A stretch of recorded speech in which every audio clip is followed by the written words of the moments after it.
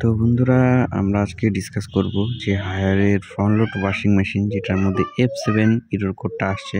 তো এই F7 error কোডটা কেন আসে সেই বিষয়ে আমরা বলব।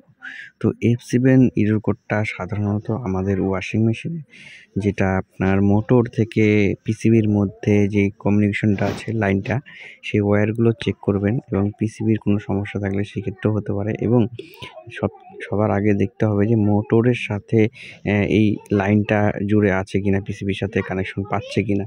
তো আমি একটা ভিডিও দেখো, এই ক্লিপে আমি পেয়েছিলাম F7 যেটা এরর কোড আসছে, সেটার আমি রিজলভ করেছি, আপনাদের দেখাচ্ছি। পেছনে খোলার পরে আমি দেখলাম যে মোটরের যে কন্ডাক্টরটা থাকে, যেটা কানেকশন লাগানো থাকে, সেই জিনিসটা লুজ আছে। তো এখানে ভিডিওতে তোমরা দেখতে পাচ্ছ, এখানে ফটোতে আমি দেখিয়ে দিয়েছি।